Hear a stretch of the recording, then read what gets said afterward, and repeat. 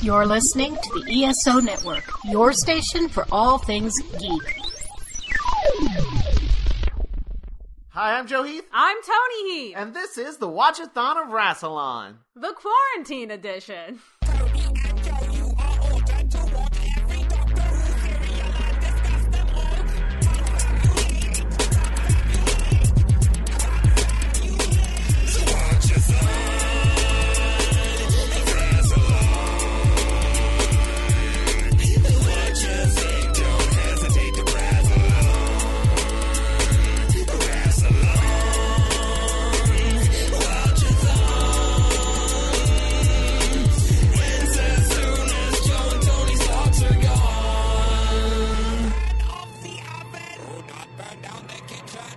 Today, we're going to be talking about the third serial of the 19th season of Doctor Who, Kinda! That is the official pronunciation.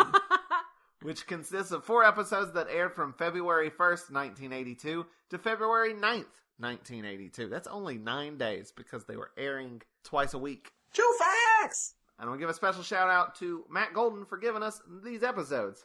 Hey, thanks, Matt. Golden! You can check him out at MatthewGolden.net. So, before we start talking about Doctor Who, let's just talk about life. Let's just get real, you know? Let's just get real. Real.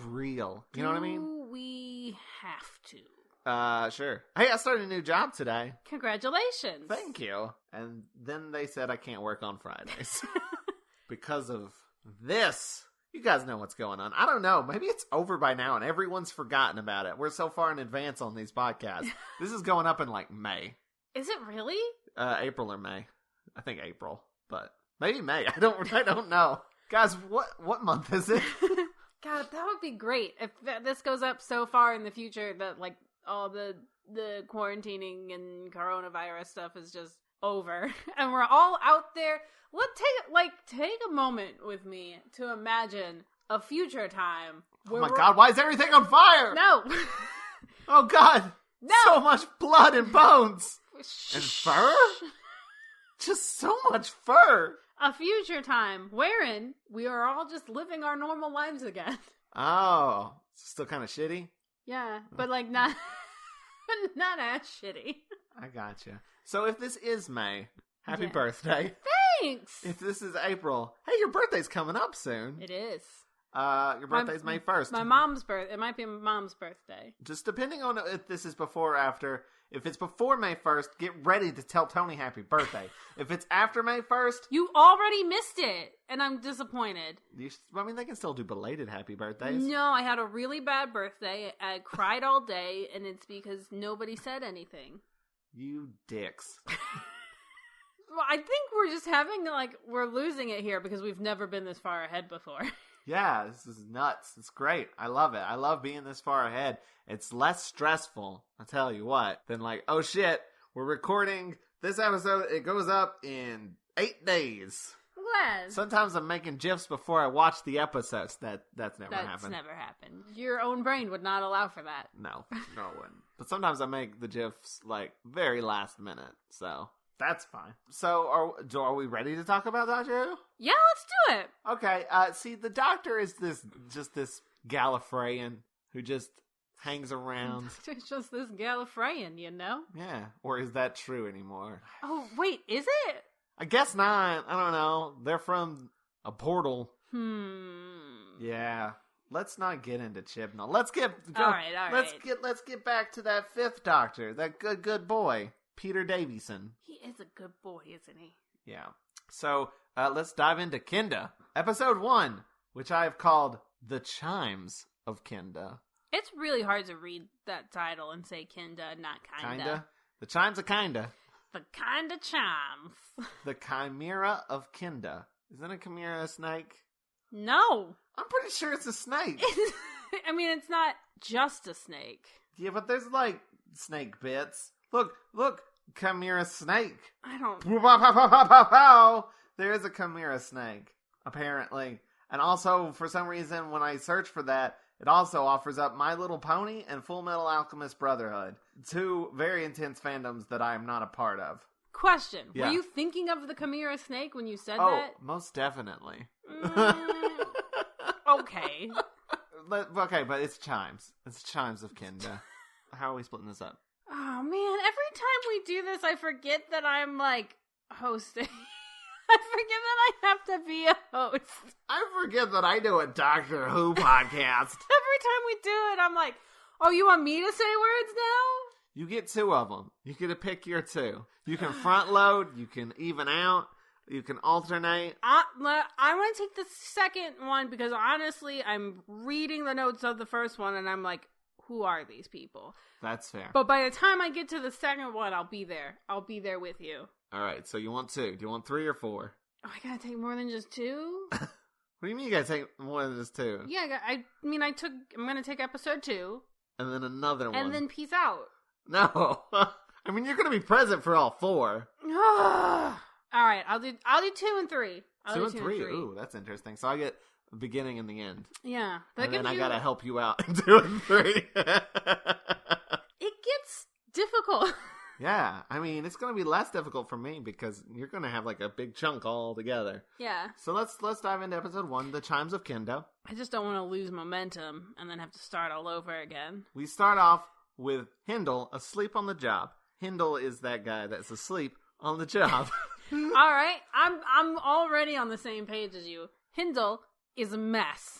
And he only gets messier before he gets better. When we initially meet him, I'm like, I get this guy. He's asleep on the job. That's great. But like... That's very relatable, Joe says. Yeah. As he's starting his brand new job. And then this other guy, this older guy with like a mustache. He's the worst. His name is Sanders. But see, like, I feel like this episode introduces both of these characters in a way that is not consistent with how they are for the rest of this serial. Well, not the rest of the serial, but for most of the beginning part of the serial.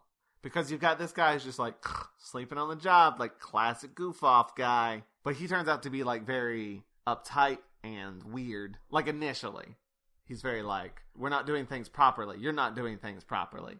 We need to take care of these things, right? I mean, I think his character, the idea there is that have you ever worked with... Because he wants to report Sanders, like, first thing. Yeah. Have you ever worked with somebody who is, like, incompetent and the worst, but they're constantly trying to tell you how to do your job? Oh, okay.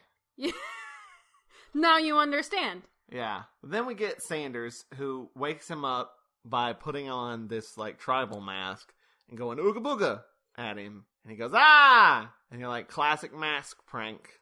And, like, that makes Sanders look like more of a goofball than he turns out to be. Yeah, he's basically, what's the phrase? The worst. He's very bossy, shouty, do what I say guy. Yeah, but he like, represents the idea of, colonialism? Yes! Thank you. That is actually the word that I was searching for, yes. Yeah. Specifically, like, the very, like, British colonialism, like... Yeah. He is playing, I think he even has, like... I mean, hat. they both wear that sort of garment eventually. That sort of, looks like the bad guy from the first Jumanji movie. Yeah! Not the first Rock Jumanji movie. I'm talking the OG Jumanji movie. Nobody needed that clarification. I don't know. We're 30. Oh, God. There might be some youngsters out there that are like, wait, there was a movie before the Rock movie? That's possible. possible. Could happen. The movie starred fucking... Wait until I tell you about Sorta. Kirsten Dunst was in that movie, and she was like 12. Oh, yeah, Sorta. That's another one. That's Jumanji 1.5. Jumanji 1.5. But yeah, they have that, like, sort of the tan coat with the tan hat. And he even has the, like, handlebar mustache. Sanders does, not Hindle. Hindle's clean-shaven. Hindle has no handles. Hindle has no handles. Sanders has Colonel Sanders' mustache. Okay. That's easy. Everyone should be able to remember that from now on. Hindles has no handles. Sanders has a Sanders stash. So, they're doing a job or something. We don't know what they're doing. They're on a space... Well, it's not a spaceship. Spaceship, but it's, It's a base. It's like a base. Yeah, it's future-y.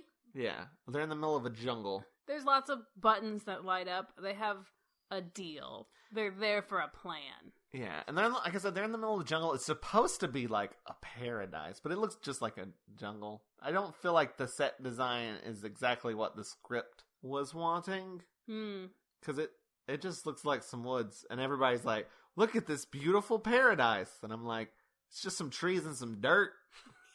To be fair, no version of paradise that you have ever thought up in your head involves outside.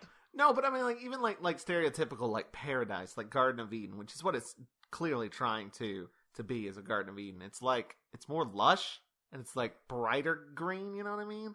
But it's just like some shitty trees and dirt, really. Okay. It's not the most paradisey paradise. Anyway, we cut to the TARDIS. Well, this serial does not have any shots inside the TARDIS. Oh, really? Yeah. So we start outside the TARDIS, where apparently Tegan and Nyssa have just dragged out a checkerboard set. Why aren't they playing inside? I guess because it's paradise. I'm going to play outside. Sure. They're playing checkers. Not Tegan and Nyssa, it's Nyssa and Adric. And Tegan helps Nyssa. She's like, move your thing there. And she does, and Adric proceeds to jump like 8 of her pieces. So Tegan's very unhelpful. And then we are reminded of the cliffhanger where they're like, how you feeling, Nyssa? After that random ass passing out. She's like, I feel fine. And the doctor's like made her this like thing that's going to help her relax, sleep. I don't know. It's a nap machine. Sure. The important thing about it is that he uses the sonic screwdriver to make it. Right. And then... leaves it on the ship. On the TARDIS. Yeah, and then I think Nyssa's like, well, what if you need the sonic screwdriver? And the doctor's like, why would I need it? I don't need no sonic. Yeah, that doesn't... I think we're about to get into... go anywhere. She just faints and then is fine. Just so you know. Yeah, it was just to get her out of the script because she wasn't in it. This script was written, they thought she wasn't going to be on the show anymore, and they wrote it without her. Not only is she not in it, but Tegan's not super in it. Adric's not super in it. I mean, the stuff that Tegan, we'll talk about it, because the stuff that Tegan does get to do is great. Like, this is actually a good episode a good serial for her. Kind of. She's doing the most acting that I enjoy that she's ever been doing, but she's not really... She doesn't get to do it a lot. And she's not, like, playing a companion part. No. Like, there is a companion in this serial, and it's not any of the three that we have. We just sideline all 3 companions, and they were like, anyway, here's this lady scientist, enjoy. Which I'm not, like, she's a good character. I'm not super complaining. It's just a weird choice. We get some interesting things for Adric. We get more interesting things for Tegan, but then they just drop it. And like I said, Nyssa is just, she fainted, and she's recovering, so she is sitting this one out. So back at base, Hindle is not pleased with Sanders, presumably for the classic mask prank, and wants to report him. And Sanders is like, nah. And then we meet the third person who's there, who you just mentioned as the sort of companion of this serial. Her name is Todd. I'm pretty sure that's her last name. I don't know if the wiki said her first name, but her last name's definitely Todd. I was just talking about her, and as I was talking about her, I was like, I don't remember her name. It's Todd with a double D. Because in my head, I was just thinking of her as, like, Sarah Kingdom Light. So, like, Hindle and Sanders have these colonial outfits, right? I think Hindle is initially just in, like, a tank top or something. I don't remember. But not a tank top, but... Yeah, it's just like a work shirt sort of deal. Yeah. But she's got, like, 60s future space woman suit on. She's got, like, it's like a zippered... Well, I don't know if you know this about her. She's a scientist. Right. She's a scientist the same way Sarah Jane is a journalist. But she's got, like, it's clear that she doesn't have anything on under the jacket thing. Like, it's just... Is it? Yeah. It seems pretty sexist, this costume, to me. I don't know. I didn't notice. It's, like, zipped down to her cleavage. Is it? Yeah. I didn't notice. It's like, but it's all white and, you know, spacesuity more than... It's like half spacesuity, half scientist. But neither one of them really. Thank you for that really scientific breakdown. You're welcome. Of the costume, wherein you use the word spacesuity.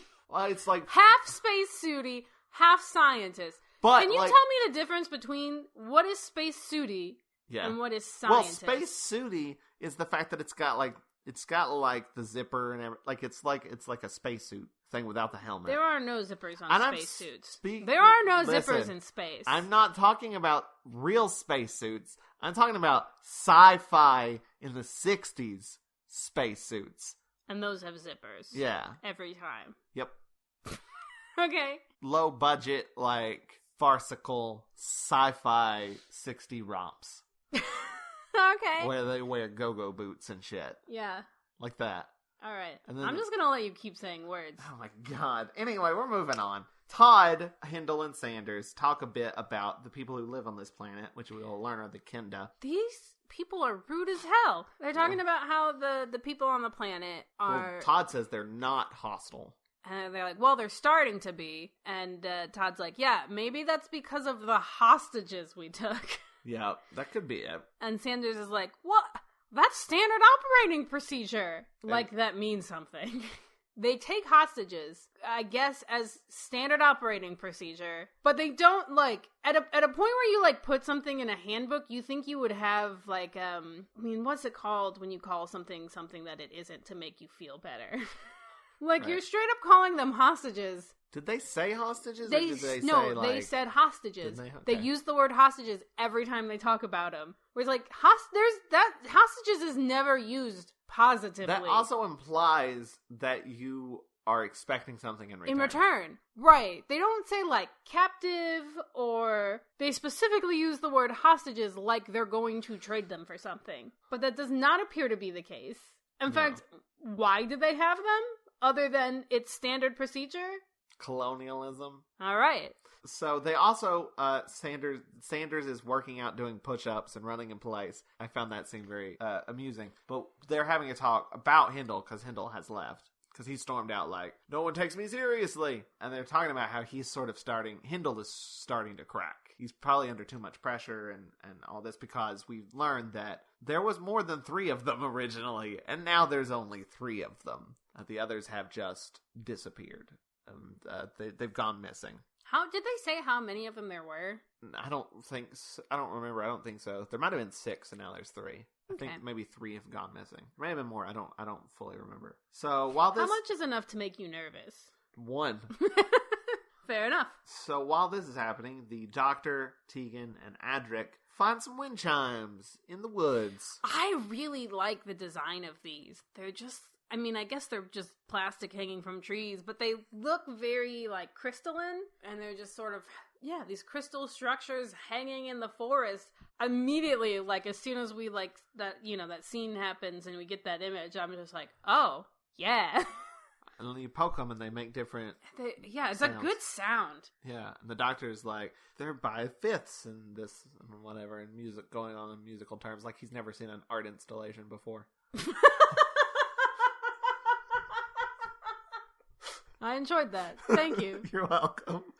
I mean, that's what it is, isn't it? I mean, I think it's naturally occurring. No, they hung that shit from the trees. Oh, okay. I mean, it might supposed to be, but it looked like someone just hung some shit from some trees. I couldn't tell. It does mark, like, a specific place for the Kinda, which is the place of dreaming?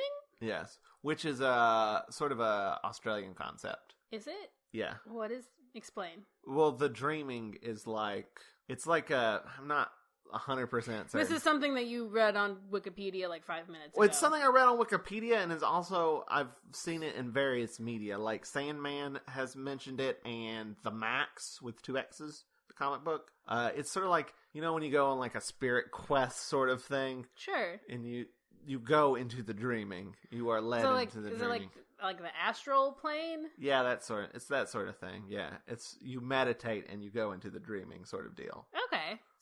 That's probably not 100% accurate. That is Joe's understanding of a concept from 2 comic books and 5 minutes on Wikipedia. Yep. Don't add him.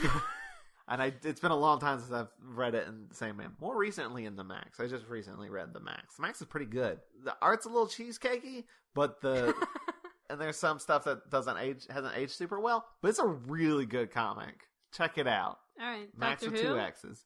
Yeah, Doctor Who. So anyway, the Doctor is fiddling with the chimes, and Tegan gets sleepy, so she takes a nap.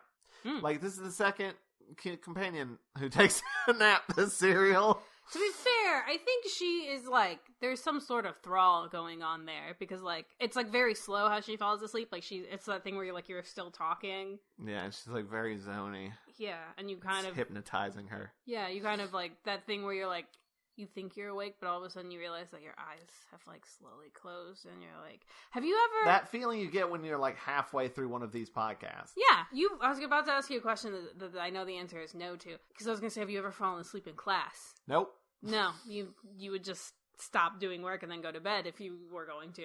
I've fallen asleep in class a lot. I almost fell asleep at work today. Joseph! Well, I wasn't doing anything, and I was learning from Dad, and Dad was doing something that I wasn't. He was taking over and doing like a design, and so I was just sitting in the chair, and it's like, it is very hard to stay awake right now. Terrible. I have fallen asleep in class, and like I didn't fall asleep.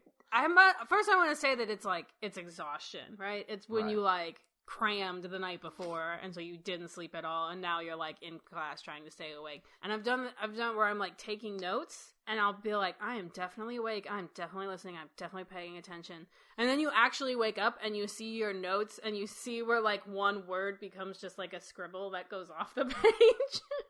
I've had experiences like that. It like sometimes like when you're like in bed late at night reading a book, and you're just like I want to finish this chapter, and then you just zone out and like start writing it in your head, and you like jerk awake and like, wait, where was I? That's the worst Or too, like when because you're like driving home late at night. No. Absolutely not. Okay. Where were we? Now that you've terrified me for life. And you're just like, oh, I'm just driving along, things are great. And then you hear vroom, vroom, vroom, vroom, vroom, and then as the side of your car hits the guardrail. No! Yeah. And then you hear thump as you hit the body. No. So That's never happened. The Doctor is temporarily sidetracked by Adric, who has found a mech suit. It's pretty neat looking. Yeah, like, it's really cool, actually. Like it actually opens, and like a human being can actually get inside of it, and it moves forward. All of which is very impressive to me. I covered that with mech suit. No, but I'm saying it actually is like, it's functional. Like you actually see it. It's not like there's a model of a mech and like we see it move from far away. Like no, it's in close-ups and stuff. It's the prop is completely functional. But it's empty right now. It's an empty armored suit, basically. The door is open even on it, I think. And the Doctor's like, that's what this is. It's like a armored suit protects you from shit. It's got 3 little like prongs that read your mind, and that's how it moves. Yeah, and I think it also has an autopilot, because Adric shuts the door and it activates, and the Doctor's like, don't do that! Oh, and it like corrals them, and they have to go where it wants them to. Which is the base. Yeah. With our 3 other characters on it, which is convenient. While they are headed out, they've left behind Tegan, who is asleep, and some Kinda villagers, the Kinda, come up, and they're like, they have like...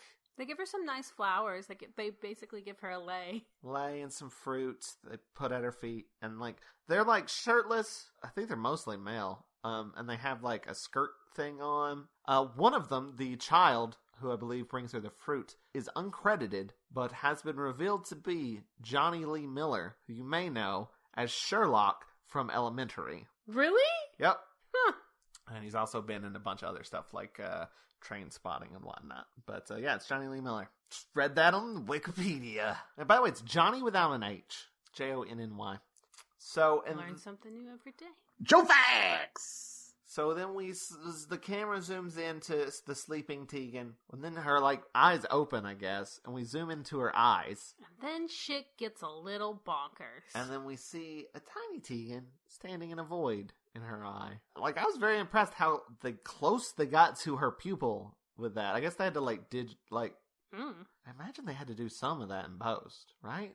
I feel like this is we're getting into the era of they're using video effects and stuff, so there might be some posts that they've not done before. I mean, definitely once we get into this void, it's very... I mean, so like everything's in negative, sort of, or at least the people there are. They're not negative, no. Well, it's pitch black, and there's like spotlights on stuff, but it's like very... But it's like black and white and high contrast. No, that's later. It's in color. The creepy guy, that's what he looks like, though. There's some sort of effect on him. It's not black and white, though. There's lots of video effects, like, in this void that's like, hey, you're in a void place. I watched the documentary, and the set designer very specifically, like, I didn't want it to just be a void. So he, like, put, like, small set pieces that would be, the light would highlight it, but not show what it is. So that's why there's, like, vague shapes in the background and stuff. And I was like, that's really cool. He's like, I just wanted, like, little pops of stuff, so it wasn't just a empty black frame. So there would be, like, the idea that there is something there, but you're not quite sure what it is. But you couldn't tell what. But let's leave Tegan in the void for a minute, because the Doctor and Adric have gotten to the base, where they meet Sanders and Hindle. And apparently Roberts was the last person who took out the machine, whoever Roberts is. We never meet them because they doesn't matter, they're dead. What happened to them? I think they gave them the box, and they went insane. Just ran off into the woods? Yeah. All right. So Sanders asks where Roberts is, but the Doctor says that the suit was empty. And then they discuss the Kinda, a bit the villagers, which we've already kind of talked about a little bit, and how they seemed fine until they took hostages. So we get about a bunch of exposition dumping going on with that. Then we go back to Tegan, who finds a weird couple just playing some kind of game. I don't know. Maybe it's a game that people know, but I don't know what it is. Is it not chessy. I was gonna say, was it not just checkers? I don't remember. I don't think so. Like they had, like it was like a weird board. Parcheesi? It looked more like Chinese checkers. Oh. Is there a different name for that? Parcheesi? What is not Parcheesi? What is Parcheesi? I don't know. Parcheesi is like sorry, but with pieces. What? Yeah, it's like sorry. Show me. Parcheesi is like sorry. You go around the board and you try to get your pieces into home base. What? That's Parcheesi. I'm gonna be honest, I've heard the word Parcheesi a lot without ever seeing it. Parcheesi is sorry without the cards. You just roll dice. I'm offended by this. Chinese checkers is where you gotta get from one side to the other. And that's what it more looked like. Sternhalma. It's of German origin. Of course it is. Why is it Chinese checkers then? Anyway, that's been our game lesson. You are now educated. So they find this weird couple.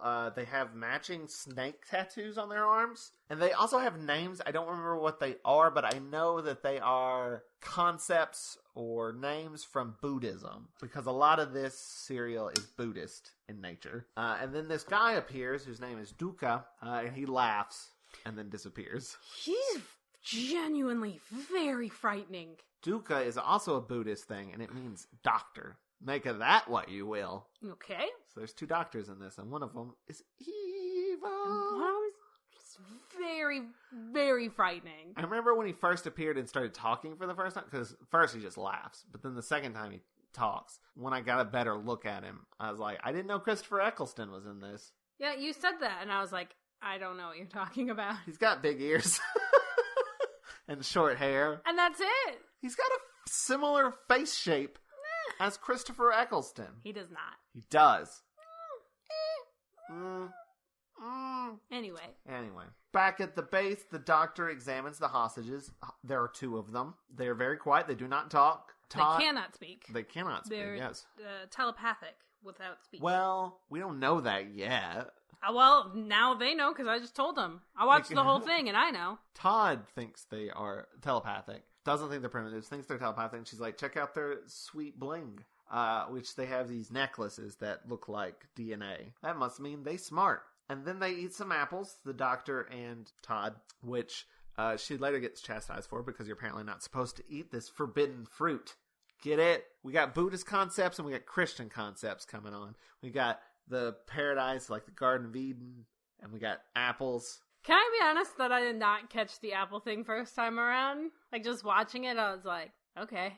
There'll be more to this later, including a snake. But Eris is another Kinda who, we don't learn his name right away, but I'm just going to call him Eris, because he's like one of the important Kindas. He shows up outside the base, apparently comes by all the time, and looks in on them. And they're like, that's weird, right? No, you've fucking kidnapped one of them's his brother. Yes. And he watches through the window. And she's like, he does that all the time. Crazy Kinda. And then she basically says that they are here to colonize. They're scouts to make sure that this place is inhabitable for colonizing. And they will report back to their people because if it is good or if it's not good. And then Hindle comes in and he's pissed. I don't know. They get into a conversation. I don't remember. The Doctor says something about, I think he's mad about her eating the apples or something. Because he's like, you don't know What germs are on those plants? And then the doctor says something where he says, an apple a day? Well, never mind. And then he leaves. And then Hindle proceeds to just trash the lab, breaks everything. With little to no provocation, he just loses his shit. Calm down, man. And then he finds a mirror. We'll get back to that in a second. Meanwhile, Sanders says he's going to go leave in the mech thing, the machine, and look for stuff. And what stuff? I think he's going to go look for the missing people. While he's going to leave Hindle in charge, even though Hindle is off the rails. And there's a perfectly good woman there who is capable of doing it. And everyone's like, hey, Hindle's like losing his shit. And he's like, I hope be good for him. Make a man out of him. And he is a man, unlike you, Todd. But Adric tries to get him to not go because he's like, what if the machine is malfunctioning and that's why there was no one in it? And Sanders is like, I like the way you think, boy. But he's going to go out anyway. Then there's a lot of like surreal shit with Tegan. There's like talks about how this might be a dream or it may not be a dream. And you get a lot of weird dialogue. Kind of a bunch of riddles back and forth almost. Yeah, like, what's in my pocket? Yes, the classic riddle. 20 white horses upon a red hill. First they chomp, then they stomp, then they stand still. What am I? What? It's teeth. How anyway, are they horses? I don't know. I might have said the wrong amount. I think I said 20. I don't know if that's what it was or not. I just said a number. And I know that's not the amount of teeth you have. But that may be the amount of teeth a hobbit has. Okay, Google. How many teeth do you have? Here's what I understood from the website webmd.com. As a baby, you have 20 teeth, and as an adult, you should have 32 teeth. Do you want a little more context? No. 20. So anyway. Yeah. What? I don't know what Google just said, but it scared me. Meanwhile, Hindle grabs a mirror from the wreckage of the lab, looks in it, sees the hostages behind him. He walks up to them. They come out of the cell. He opens the door for them. They come out of the cell, and then they give him one of their necklaces, and then they just kneel down next to him, and he's like, good. And you're like, what? What the fuck? What does this mean? The surreal stuff inside Tegan's eye was weird. I was like, I don't know what this means. But when this happened, I was like, it's not just in a weird place that weird things are happening. You know what I mean? It's weird all over. It's just weird all over. We'll get an explanation for it eventually. And then Duca brings inside Tegan's dreamscape world, Duca brings Tegan another Tegan. Makes a copy. Or does he? I don't know. Because he says which one is real. I don't think it is a copy. I think they're both Tegan. That's the trick. Oh. I don't know. It never fully gets explained, but that's my theory. It's probably some Buddhist thing that I don't know about.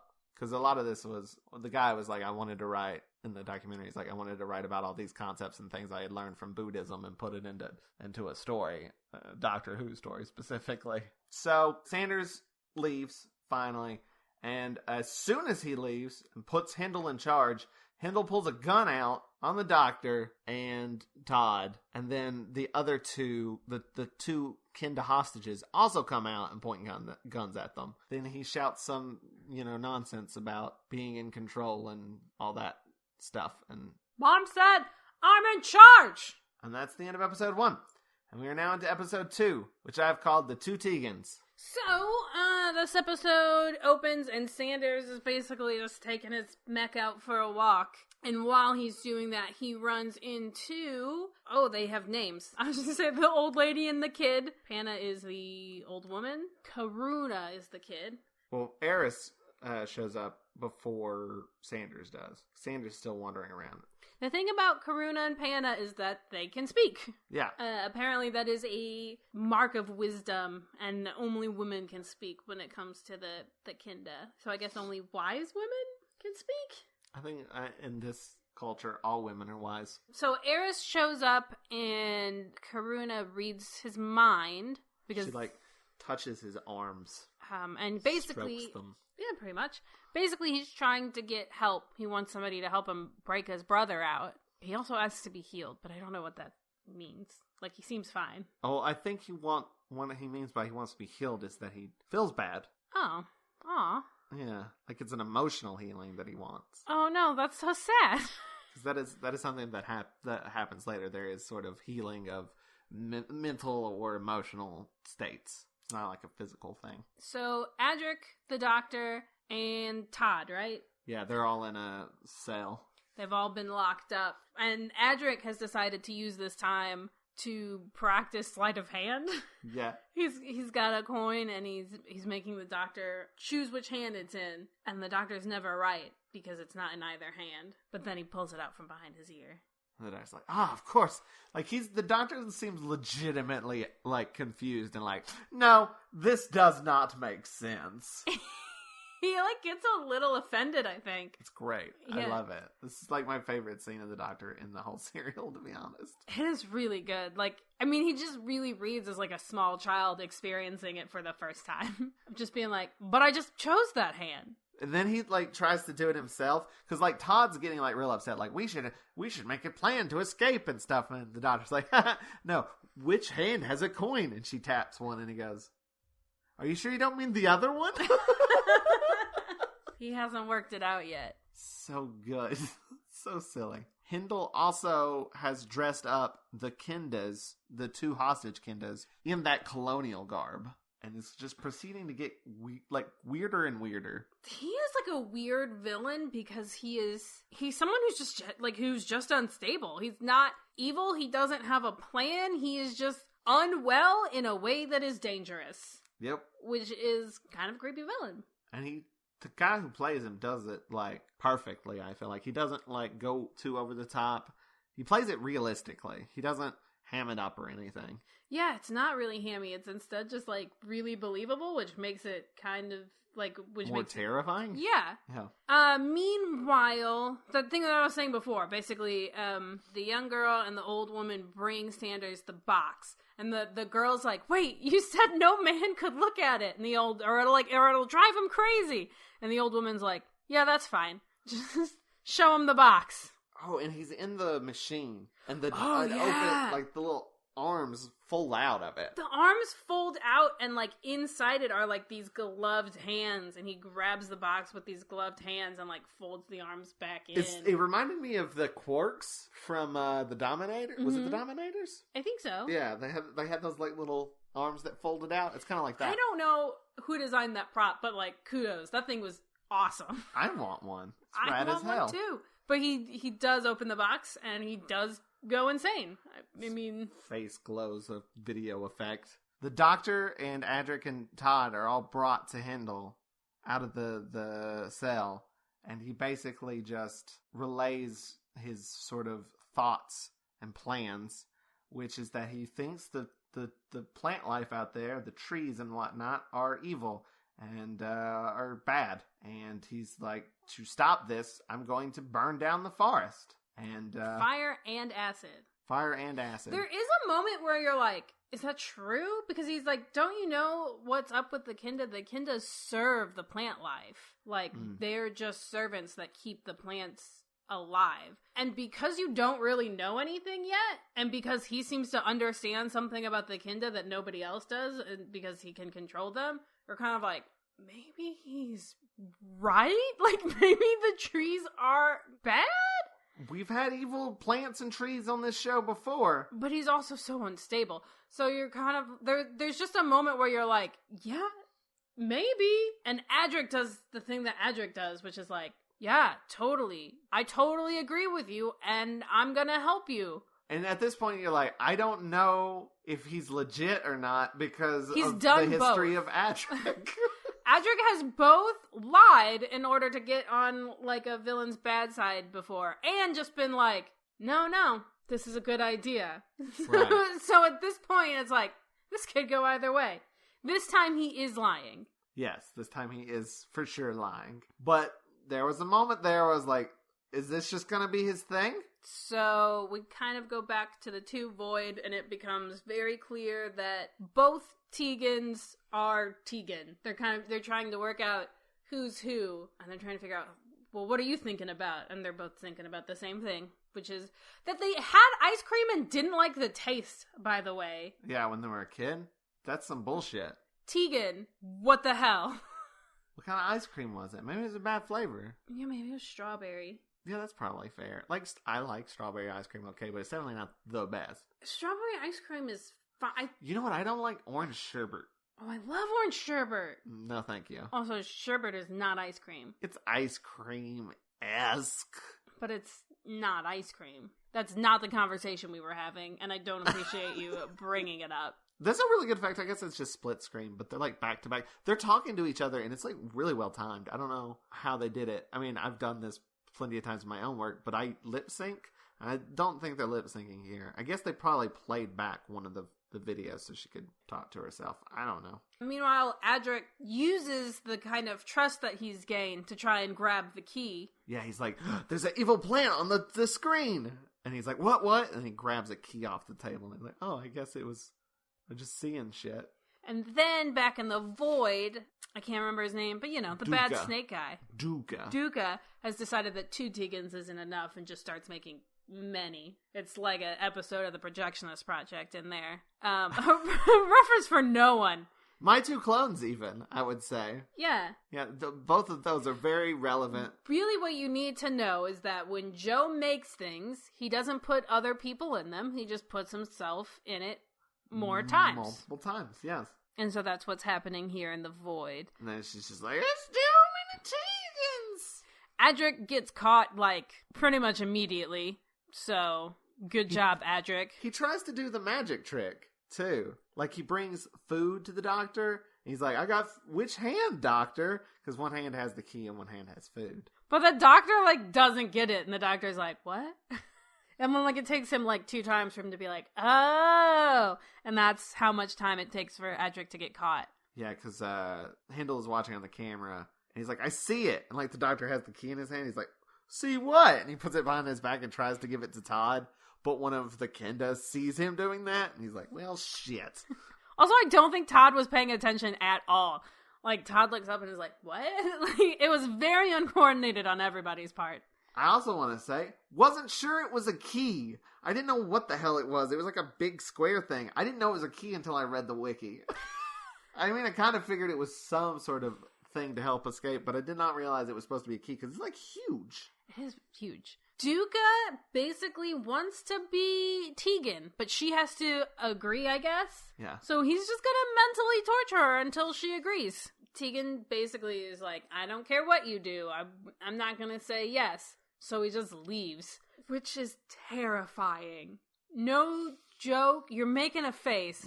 That's very scary. Okay, the idea of her being left alone in the void is scary. But the fact is, you can still see him? Like, he's like, I'm going to go away. And then he just turns into an outline. And then she turns into, like, an outline that, like, everything gets dark and black and white completely. But, like, it's both, you can't see much, just the outline. But he's just standing very still. He's there. And she's like, where are you? And I'm like, he's right there. I don't know. I think it's scary. I'm, like, with Tegan on this. Like, make a million me's. I don't care. That sounds like a good time, actually. But, like... Agree. Let me... make me, like, sit alone with my own thoughts for, like, 5 minutes. And I'm like, okay, fine. Jeez. I feel like the idea is more scary than the execution. Yeah, but the idea is terrifying. That's fair. And that's the other thing, where it's kind of, it's an awkward thing about television where you're like, it wasn't enough time for her to have, like, freaked out, but also, I didn't want to watch her sit alone in the dark for what would have felt like enough time. But she agrees, and there's, like, a really cool effect where I guess he grabs her arm? Yeah. And the snake tattoo from his arm moves over, like, wriggles over to her arm. And it's not that bad. It's not terrible. It's not that bad. And the idea is really cool. What? I'm just reading my next note. Tegan is now possessed by better acting. It's true. Tegan, she wakes up and she's playing Duca, I guess. And she's doing a very good job. Mm-hmm. Like, we've seen this character played by the actor who was playing him before. She's nailing it. Apparently, in rehearsal, she played it very erotically.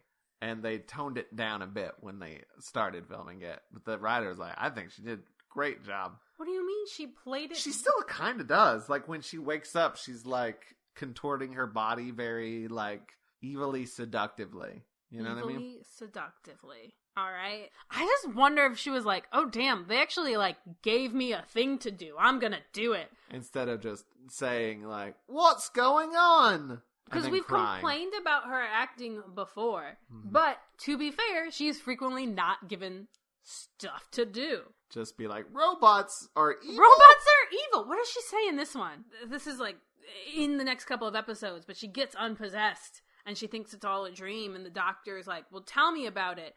And she very defensively goes, dreams are private. I mean, I guess. What?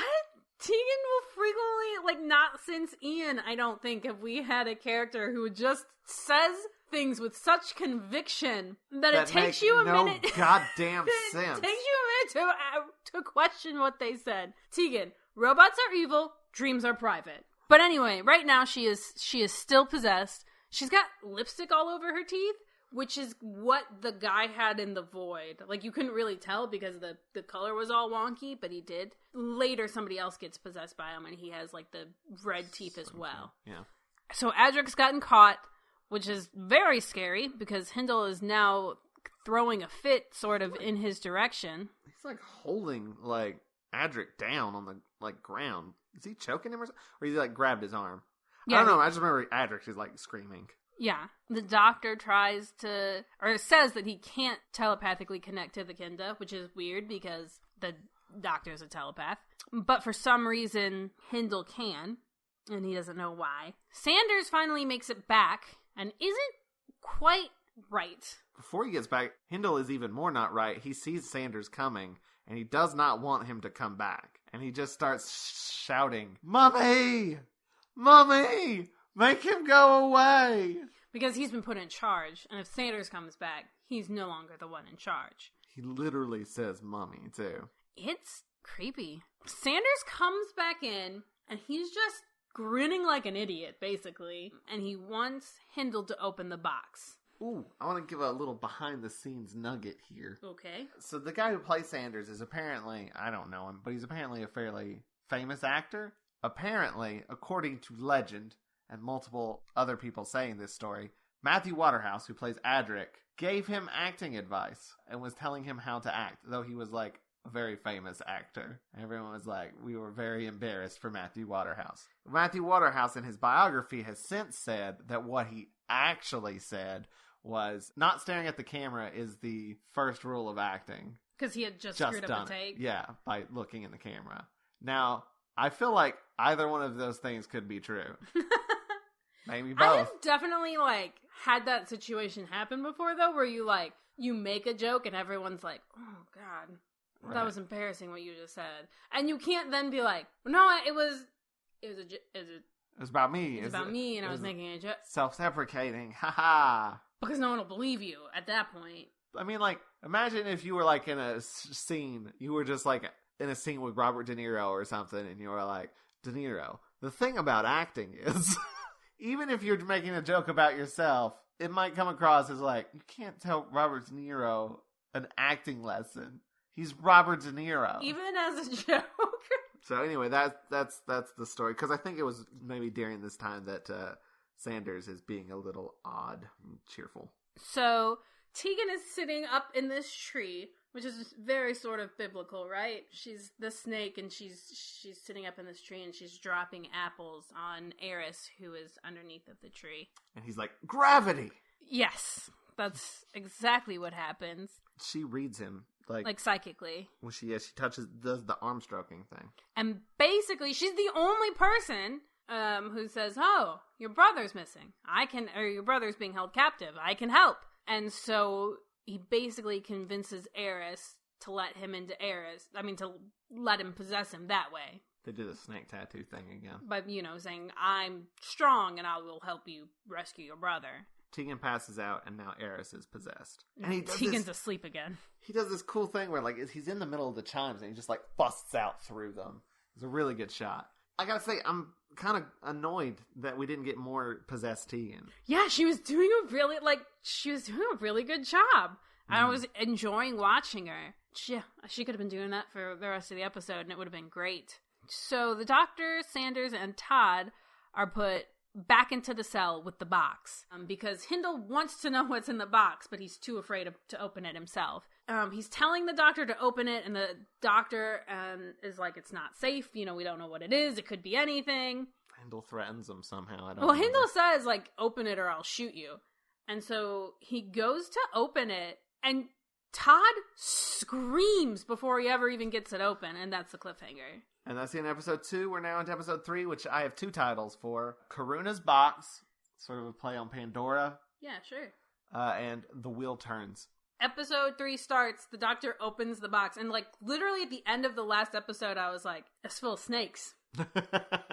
And he opens it up, and, like, this sort of... peanut brittle. Yeah, well, it's like a toy. It's like a Jack-in-the-Box toy kind of pops out of it. I stole that joke from Chris Cherry. So, like, this toy pops out, but then, like, everybody's faces glow and they have psychic knowledge. I mean, they all share this vision. Of Kindas and stuff. They see their POV, and they know... They're, like, psychically connected to the Kinda now. They know they need to go to them. And they see Panna's cave. Panna's the old lady. So, the doctor and Todd have seen this, and they, like, know what to do. Sanders is just zonked. They say he's in shock. And, like, he's... goofily grinning. Yeah, he's no use to anybody, so they just leave him there. He got a double dose, I guess. And it also, like, turned off all the power as well. Like, the cell door opens, the cameras go off, and everything, so that they can conveniently escape. Which they do. Eris, before he's gonna go storm the base, decides he needs to wrap a vine around his snake tattoo so that they won't know who he really is, I guess. They won't know that he's possessed. Yeah, the Kindas won't know that he's a snake dude. Then there's a really good scene of the doctor and Todd, like, trying to navigate to this place that they saw in their vision, but getting very lost and both being certain about the right way to go. So the doctor offers to flip a coin. And he says, heads that way, and he points a direction, and it lands on heads. And Todd just goes, tails, and goes the other way. And the doctor says, okay. Fair enough. I liked that scene a lot. Hindle, meanwhile, has found, like, the handbook, the guidebook of, like, the protocols that they're supposed to do. And having read it, has decided that he's going to blow up everything. That's the only solution. It's not just the forest and the trees, but, like, blow up the base as well. It's the only way to protect everything is by destroying everything. Meanwhile, the doctor and Todd finally manage to find where they're trying to navigate to, and it's where the Kindas are at. There's the Kinda, and then there's the jester, who, like, comes out and, like, does, like, a tumble roll, and is just hopping around. You lost your shit, because... Great. Because he's like, oh... Like, the doctor explains, like, a court gesture and a clown and, like, their... Actually, I don't even think the doctor does it. I think Todd does it. Like, explains, like, their cultural function and, like, diffusing tension. And then, like... Like, we come in comedy. How about you? We come in comedy. But then, like, the gesture kind of, like, points to the doctor, like, okay, your turn now. And Joe lost his shit. Joe started laughing harder than I ever heard him laugh because... They think he's a clown! They think the doctor is a clown, and you know what? They're right. They're right. Also, I thought you were going to say, you said the jester points at the doctor. I thought you were going to say the jester gestures. I very specifically did not do that. I, like, got to that point of the sentence and then went, oh no, how do I get out of this? The jester gestures. So the doctor does the coin trick that he learned. Yeah. Everyone's very proud of him, except for Eris, who basically has just showed up and said, hey, I can speak now. There's a prophecy about me speaking. You have to listen to me. Basically, take the doctor and Todd and, I don't know, tie him up, take him away, capture him. The prophecy is phrased in such a way, by the way. He says, like, when there are outsiders that come, there'll be a talking male who'll become a leader. And, like, this has happened, obviously. But the prophecy doesn't actually say the leader will be a good guy. It does not. It straight up doesn't. So he's fulfilling the prophecy, for sure. It just doesn't say, and he will lead real good, yo. Also, I want to say he calls them the not we, and I really like that phrase. Yeah, it's like it's a bit of world building. It's very good. The not we. But everyone's pretty much confused because Eris is talking, and they're not, like, Like, what do we do? And he's like, get him. And Karuna takes the Doctor and Todd away before they can get him. Then back at the base, Sanders has just really started taking orders, I guess. Like, there's even a line where Hindel's telling him to do something, and he's like, of course, you're in charge. And Hindel's like, I am, aren't I? So they've had, like, a sort of dynamic flip here, where they both, for different reasons, are basically being children. It's sort of the same reason. They've both lost their mind. Yeah. Different causes. Yeah. Because Hindle hasn't looked into the box. This just happened to him. I mean, Right. He just sort of cracked under the pressure of it all. Sanders is the result of looking into this box. A double boxing. A double boxing. A double unboxing conundrum. Because of this, Sanders is just following orders from Hindle. So he's just trapping the whole place with bombs. They're just gonna vaporize the whole place. They give the button to one of the Kindas, too. Do they? Yeah. I don't think I noticed that. Hold that for me. They're doing that, but then they are also, there's just like a bunch of boxes and like cardboard everywhere. And you don't know what's happening except that Adric's is like, I don't want to play. It's childish. And Sanders is saying, oh, just do it. Like, Hindle, he means the best. And Adric's like, he doesn't. He's literally gonna blow us all up. He does not have good intentions at all. It's true. But you find out that, like, the game that they are playing is that he makes this whole sort of cardboard city. He's got all these buildings made out of boxes and, like, these little... Sanders has made him little cardboard people, and he's waiting for them to be done. And he's just like a little kid, like, are they ready yet? Did you finish them? Are they ready yet? And he's like, yeah, look. And he's like... They're so beautiful. And that is the game that they are playing, while also where they are at is just wired with explosives, the whole place. It's all fun and games, I don't remember the context in which Karuna says that she has 7 fathers. It's like Karuna and the Doctor and Todd, she's taking them to the cave, to Pana, and they just, like, discuss things along the way, like how it all works, and, like, the females talk and the males don't, and this, is that, Eris and the other. one of her dads? Is that why she says it? I think so. He's She like, said- one of them. How many fathers do you have? And she says, 7. She asks how many the knot we have, and the doctor's like, generally, just the one? And she's like, that's so sad. Yeah. It makes her so sad to think that some people only have one dad. I want to see a show of Karuna and her 7 dads. Yeah, Karuna and the Doctor and Todd get to the cave that they were going to, and that's where Pana is. We've completely forgot to mention she's blind. We sure did. She's been blind this whole time. But she basically explains... This is my favorite scene in the whole thing. Where she explains that the box makes men go mad, and, like, only a woman could understand of it. And she's like, but the Doctor's here. And he's a man. That doesn't make any sense. Unless, are you an idiot? And the Doctor just sort of sits there for a minute and he's like, I guess I must be. And she proceeds to call the Doctor an idiot for the rest of the serial. We'll refer to him as nothing other than idiot. She's a real Donna Noble of this era. Yeah, it's very good. I enjoy it quite a bit. So she's gonna, do some psychic witch shit stuff onto them. She's going to explain things to them, what's happening, so that they'll understand telepathically. So she starts doing this weird chant thing, and Eris shows up and interrupts her. And the cat Rude. runs into the couch, interrupting us. Also rude. The window is open, and she's very excited about it. Yeah, so it's because we've been home, or I've been home, rather. And so I realized that, like, the lights have been on all day. And so I was like, like, our light bill's going to be way more expensive. You're probably going to have to cut all this out. It's not interesting for the podcast. I opened up This all is the... what people tune in for. I opened up all the windows. We keep them, like, we have blinds and curtains on everything because I don't want people looking into my house. But I opened everything up and turned all the lights off because I'm, like, home when the sun is out. And the cat is freaking out because our windows our blinds are literally always down and they're up right now. And she can see so much. Well, not that much. No one's leaving their house. She's really enjoying it, so. So anyway, back to Doctor Who. Eris shows up with like an army of Kinda people, right? Sure.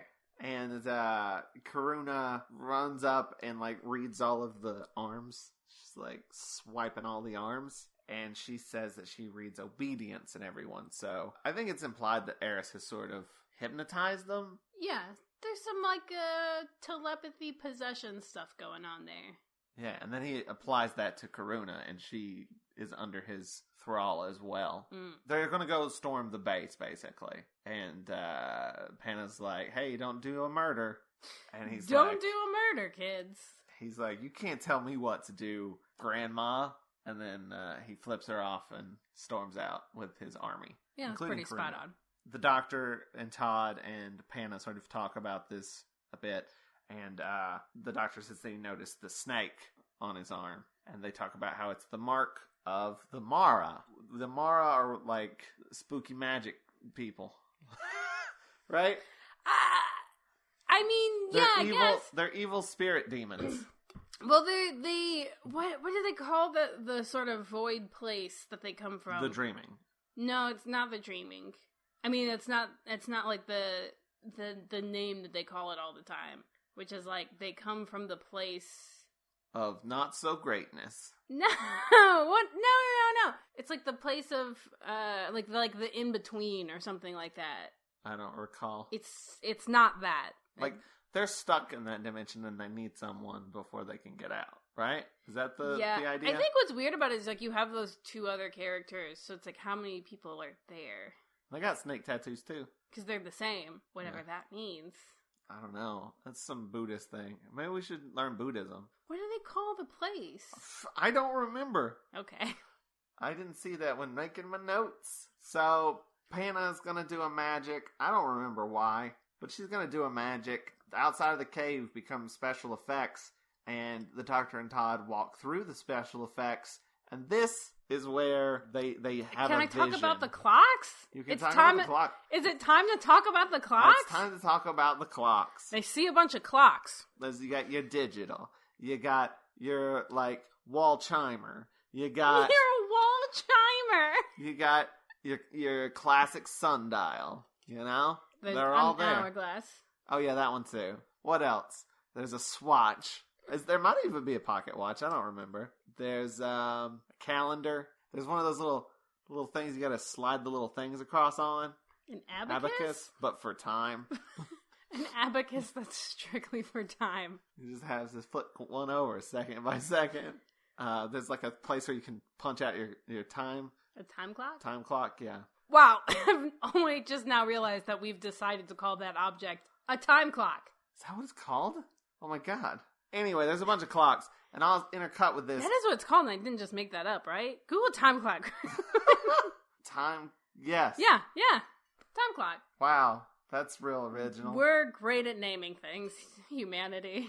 In between all these time devices, we see shots of the Kinda in a circle, and it's all metaphorical or some shit. And the jester... It's the beginning and the end. It's the end of everything. It's past and it's future. And I don't know, they're like the jester's doing his bit. Like he's dancing around. But then he dies. Yeah, he falls down and no one helps him. He's like, I've fallen and I can't get up. But he doesn't say that because they can't talk. Because he's a Kinda. Yeah, and they enclose around him. The Doctor is like, oh, this is very obvious what is happening. And I'm like, I don't fucking... It seems very bad. And then he's like, we must stop it. So they head back into the cave, having been, the whole plot's been cleared up. Now that they understand what's going on. Yeah, as we all do. I don't need to explain it to you. We all know what the weird jester circle and clocks mean. But just to check, to make sure that, the audience knows. Yeah. Maybe they should explain it to us. Yeah, that's just fair. so just so we know that you know. So we know that you know. Yeah. That's a whole, we got it. If you're wrong, we'll let you know. We'll inform you. Maybe. Anyway, they go back in the cave, and Panna's just sitting there, eyes wide open, sitting up straight, and Todd goes, she's dead. To be fair to Todd, she's not moving, and it seems like not breathing. Yeah, but when you topple, how many people do you know that die just sitting straight up? I don't think could topple. She's not even sitting in a chair. She's sitting on like a stump. She's sitting on a stump. She is sitting upon the base of a cut down tree. Though I don't think she is. I think she's sitting on a rock. Yeah, she's definitely not. There's no stump. But anyway, there's nothing bracing her back, so she should fall over. If she was dead. Yeah. That's your problem with this. Yes. Okay. Everything else makes sense, as I previously established. Anyway, Panna being dead is the end of episode 3, and we're now into episode 4, which I have 2 titles for, The Mark of the Mara, and Snakes Alive! I like that one. And Mostly it was just your delivery, though. I'm good. We get a recap that Panna's dead, and then we cut to Karuna. She's not dead, though. Well, maybe. Because here's the thing. First off, we get a shot of Karuna. She's just a little dead. No, she's way dead. So we see Karuna, though, walking with all the army, and then she stops and then runs back. Presumably because Panna passed away, and I was like, oh, she felt it or something. And then we cut back, and the doctor's like, some people can go into a deep meditative state. So she might not be dead. But no, she's dead. And then Karuna comes back, and we find out that Karuna is Panna. Sort of. Yeah. She has all, like... Kinda, I would say. Oh. I suppose you could. Panna is Karuna. No. Ben is Glory. No. She just has, like, her memories. All of her experiences. She has the knowledge of every kinda that Panna is boned. What? I guess. That's a lot for a child. To get all at once. Seems kind of rude, really. Like, die at a more convenient age for Karuna. Anyway, I'm ignoring this nonsense.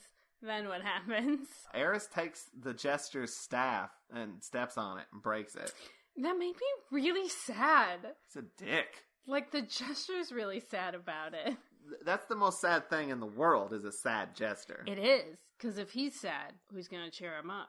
I mean, there's still the doctor. Who is a clown? Who is a clown. There's like this joke. It's like a clown, and he's like, I'm sad, doctor. And then the doctor's like, go see yourself. And he's like, but I am myself. And then it's a joke. You know that joke? Wow, you should go into comedy. You've heard it? Yes.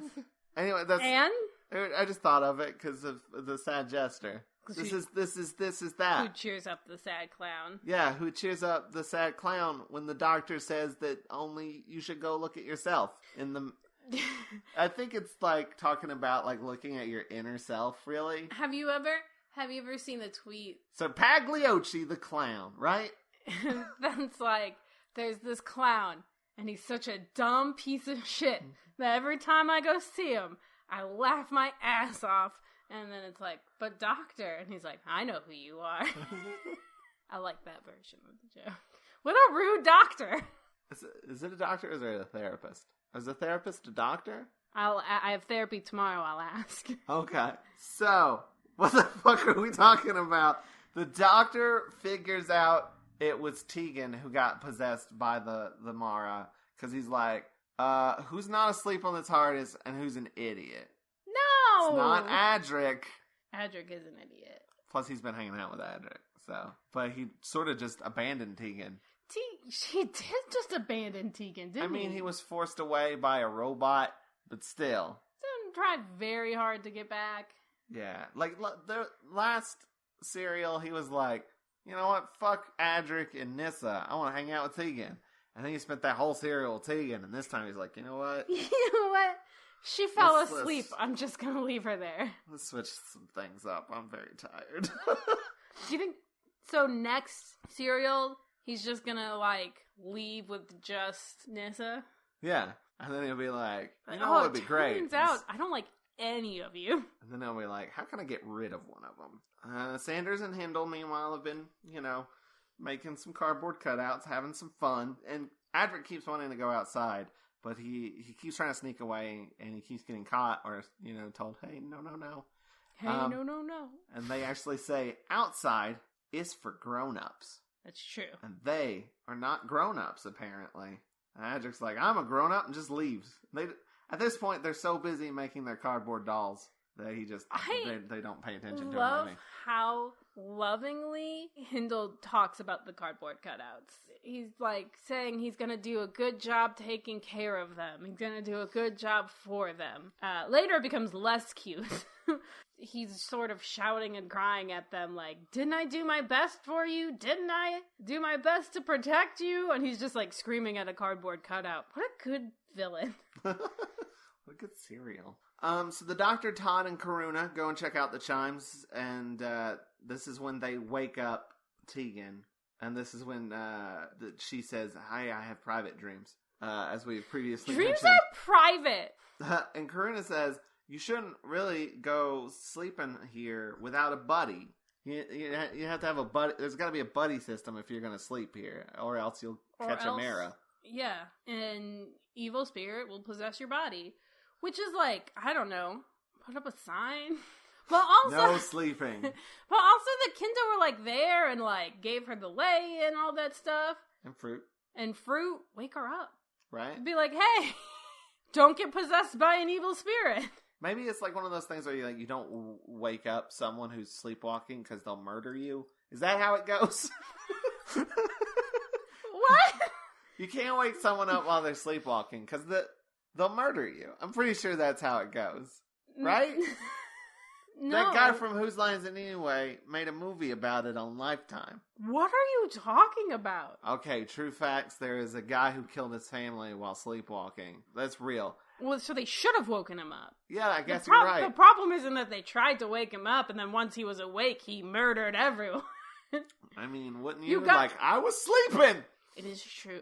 But he killed him. And Wait, then... you've got this like very interesting anecdote that you're about to tell. Yeah. I just want to mention that when I was younger, my family used to refer to waking me up as going in to poke the bear. So maybe that's where that comes from. This Lifetime movie could have been about you. Yeah. Actually, I think the thing is, if you're woken up, you can't wake up a sleepwalker because... You can actually, though. Yeah, I know, but like there's a myth. But it's fine. Yeah, you can wake someone up. But yeah, this guy killed his family, and then like there's a whole Was like... he on like Ambien or something? Yeah, I think so. And like there's this whole like court trial about it, because like, is he to blame or not, sort of thing, because he's sleeping. And they made a TV movie about it, and it starred Chip Eston, who I know from Whose Line Is It Anyway. Yeah, he's also in Nashville now, if I think. Is Nashville still on? I don't know. I never watched Nashville, but I know he's on it, because the only reason I know he's on it is because I saw a promo with him, and I was like, Chip Eston? The mediocre guy from Whose Line Is It Anyway? Ooh, ouch. Judgmental. There's a lot of like rotating guests on that show, and some of them aren't as good as others. All right. What were we talking about? You know what? He always had very nice shirts. Did he? Yeah. I don't remember. Yeah. You know, he's not the worst. Like, he's not that Mangum guy or whatever his name is. Mangum? Yeah, he was like later. Maybe he's not who I'm thinking of. I don't think he is. That's a very boring shirt. They're colorful. Yeah, no, that's not who I'm thinking of, I guess. Were you thinking of Ryan Stiles? No! I know which one is Ryan Stiles. Oh, are you thinking about the guy I do like? That guy? Yeah. Yeah, that guy I do like. Well, he's kind of generic looking as a person, isn't he? He is. And do you want to see what he looks like on Nashville? Yeah. Because he's like, I play a guitar. That's what his... He's yeah. almost like He just grew a beard. See him in those pictures.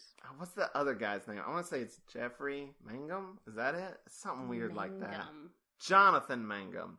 I got the Mangum You got right. Mangum right. Jonathan Mangum. I never liked this guy. Just calling out the Whose Line people you hate, I guess. He was in this commercial once where he got his tongue stuck in a beater, like an electric beater, and his tongue goes... Ugh.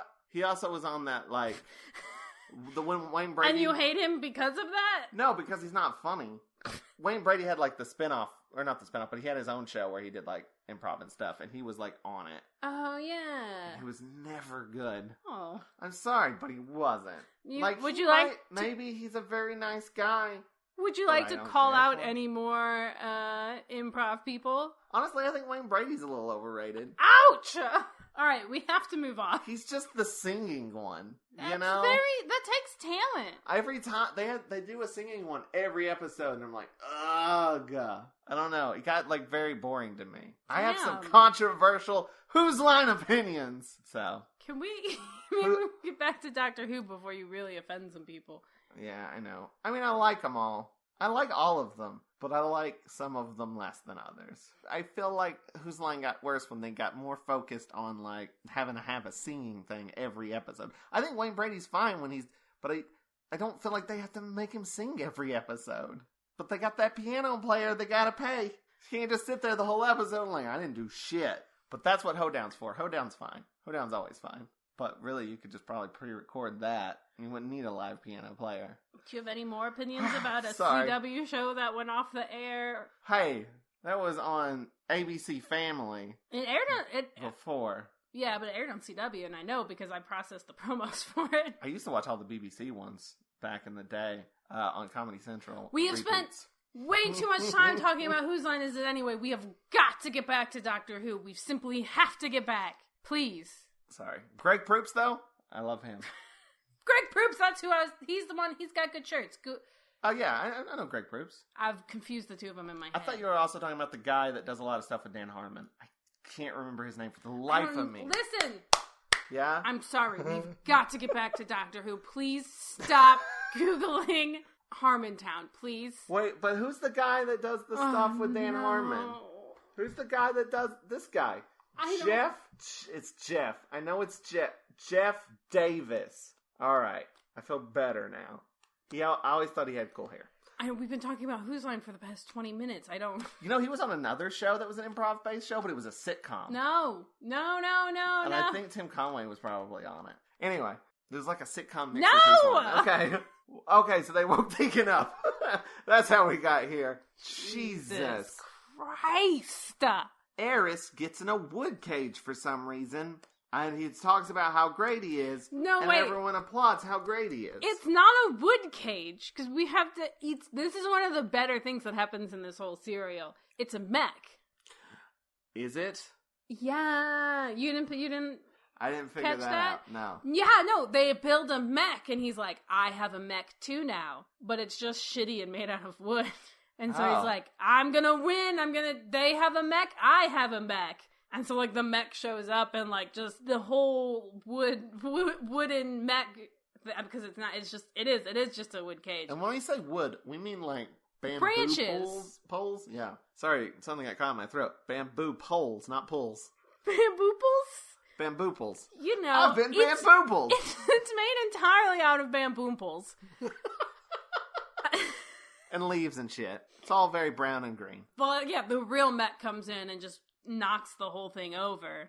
And starts shooting and malfunctioning, and everyone runs away. Because Adric is inside of it. And he don't know how to operate this shit. He freaks out and like starts crying and stuff. Honestly, I liked it. Yeah? I liked the scene from him to kind of be like, I thought that I could do it. I couldn't, like, the idea is that I think they previously established that, like, it runs on, there's a little, I said it before and now I can't say it. Yeah, like, brain things. Yes! It's telepathic. And so, like, the doctor's like, yeah, it was running on your emotions and you were scared, and so because you were scared, it was just pew pew pew. Adric has a moment where he's, like, genuinely really distraught he shot Eris, who, like, wounded Eris. Yeah. And this upsets Adric a lot, and I'm like, oh, good. Adric showing an appropriate emotion at an appropriate moment. Good for him, it's been a minute. And then Adris gets Adris? I just combined Adric and Eris. Eris gets away at this point and escapes. But so the doctor and Todd and they all return to the base. Sanders is like, look at this thing we've made, and it's the cardboard town. And Hindle jumps out of one of the boxes and goes, surprise! And the doctor doesn't seem terribly surprised, and this disappoints Hindle. It's like, you ruined it. You didn't give me time to prepare, and like, now the surprise is ruined. Yeah. Because of this, I'm gonna blow it all up. What's really interesting, I think, is, like, obviously he has the place wired to blow up, and he's unstable, and he could do it at any moment. But the thing he keeps saying is, like, I'm gonna save everything, and we're gonna be safe forever. Once we're blown up, everything's safe forever. Mm. And so, like, his motivation isn't, like, I'm gonna blow everything up and destroy it. He thinks, like, in his... gonna preserve it. Yeah, in his state, he's like, I'm just gonna completely neutralize the threat. And, like, we'll be gone, it'll be gone, and the danger will be over. Which, as motivations goes, fairly interesting. It's not something you see all the time in Doctor Who. So he's about to blow it up, but Todd is like, oh no, I'm very interested in this city. Tell me more about it. What's the security effectiveness? And he's like, it's 100% effective. 200%. 1,000%. 1 billion trillion % effective. Like, that's not really an exaggerate. He does say 1 billion trillion % effective. It's a little endearing. Like he's playing this little kid so well that you're almost like, if a kid had said that, you'd be like, oh, that's cute. Right. Except he's talking about how secure everything will be once he nukes it all. And then he also explains how he used the mirror. Because, like, they just keep distracting him and asking, but also trying to get information from him. He winds up spilling the beans about how he used the mirror to capture the Kinda's souls. That doesn't super make sense to me. That's a thing, but I feel like, I don't know if it's like a legit thing or if that's just something, I've heard that before. But you don't know if anyone actually believes that or if it's like a myth about people. Yeah, I don't know if that's like a white person thing, you know? The thing that I don't understand about it is that it seems to be very similar to, what's that passage in Hitchhikers? Don't panic. No, but there's like that creature that the bug bladder beast of Trawl. Yes, I knew you would be able to say it right off the top. That if you can't see it, it thinks it can't see you. And like Right. This seems very much the same. Where like it's so they think that They think that he has their soul. and so they have to do what he says. Yeah. And like that's it. Like he doesn't actually have any power over them. No. That seems to be that's what the episode is saying. I think so. Okay. Yeah, it's all psychological. I don't know, though. A guy got inside Tegan's head from some wind chimes, so... But they get to talking, and things get a little heated, and at some point, Hindle is grabbing one of his cardboard people, and I think the doctor's stepping on it, and he accidentally rips the head off of the cardboard person. He is devastated. You can't fix a person, which later we'll find out, I guess Yeah, you you can. can. But, I mean, that's setting that up, I guess. Yeah. Do you have a problem with that? There's like a cure for mental illness in this episode? No. Do you have any elaboration or no? No, I mean, I think it ends better with him. I kind of like the idea that it sounds like a clear message of, like, he wasn't a bad guy. Like, he was a sick guy. Right. And so, like, leaving him, like, ending the thing, instead of, like, you know, capturing him and having him arrested. No, he was like, sick and he gets better. Instead of, like, seeing all of your art in a museum and then going home and killing yourself? No, that's completely different, though. Yeah. Because, like, that's what happens. Yeah, that's true. I mean, I understand what you're saying is, like, that episode has, like, a very clear, like, even if you, like, see your life goals achieved, that's not going to cure your depression. right. Which I think is an important message, like... But it's not saying, like, that's for everyone. And this episode is saying, like, people can get better. Well... Or things won't be as bad. Here's the thing. I don't... As much as, like, I enjoy this villain, I don't consider this episode to be about mental illness in the same way that Vincent the Doctor? Vincent the Doctor clearly is. Like, that is the topic of that whole episode. Right. And it covers it amazingly. It does a great job in a way that I think only, what's the most recent one? Oh, Can You Hear Me? Can You Hear Me? In a way that, like, Can You Hear Me only comes close to, which are both phenomenal episodes. But, like, this isn't an episode about mental illness. I don't know. I feel like you think maybe it's kind of icky to say, oh, well, mental illness can just be fixed. Mm-hmm. Whereas I feel like it's more icky to... Demonize him for it? Yeah, to make this, like, to make this character to say this character has a moral failing. When, like, clearly that's not the case. He was somebody who wasn't well. So I would rather see them try to help them. Yeah, try to help them and than to just sort of leave them in this bad position. And there's a huge difference between... I will say I have more of an issue with the fact... Like, that doesn't bother me as much as the fact that they were clearly stealing these people's land, and then they're like, nah, it's fine, we're all good. Right! There's a lot of stuff here that's, like, clearly about colonialism and all this stuff that doesn't, like, but it's just there? Background. Yeah, it doesn't, like, really get addressed necessarily. It's not about that in the way that I thought it was going to be way back in the first episode, which is weird. Right. You think there would have been more in, like, in this final thing of, like, hey, we're being very shitty and we should stop it. It's not. It's more like, anyway, that was weird and bad. I mean, Todd does kind of say, like, you know, I told them, like, I recommended that we don't colonize this planet because there's life forms here and that would be rude. But presumably they're just going to go to another planet and they still have, like, this protocol of taking to like, there's a lot. Well, I imagine they'll not do that. Right, but they don't say, like, there's not a moment in the episode ever where they're like, that was wrong. Do you think they go back home and fight the system? Probably not. You know, I don't know. It's just odd. I don't know. Yeah. See, I like this serial, but these are the sort of things that I was thinking about afterwards. There's a couple of things that I'm like, is that? That's one of them. The fact about, I feel weird about the mirror thing, to be honest.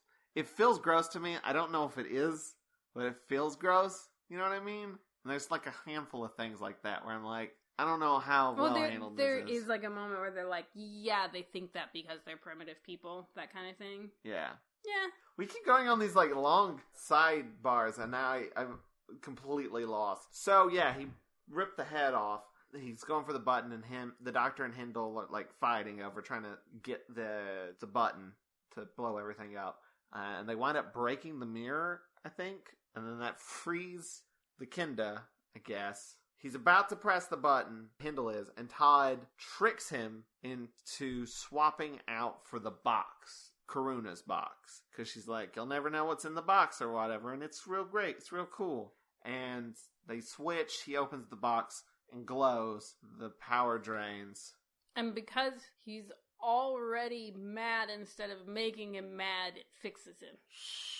Sure, but what's his face got double hit? Is he fine? Was he fine the second time? No, but he was fine the third time. Yeah, because but apparently the box is also a healing device and it fixed Hindle. Before we get the reveal of that, there is like a scene of Adric and Tegan, because they've been put in a cell, and they both blame each other. This is the customary, we have to like bicker for no reason. Our companions are having conflict. Yeah, and like Adric's like, this is all your fault for falling asleep under some wind chimes, and you're very weak and blah, blah, blah. And then she's like, I saw how you acted like a baby in that machine when it malfunctioned. And he's like, that was different. Is my least favorite scene in the whole serial, probably. I was like, I don't care for this bickering. It seems pointless. I don't know. What did you think? Did you have an opinion? Because I know a lot of people have a problem with the bickering in this era. I have to say, like, I'm not against the idea of there being conflict between companions, especially when you have such a full TARDIS. It seems like, what are we going to do with these characters? Well, like a show needs conflict. Stories need conflict in order to be interesting. Except that it's just so petty every time.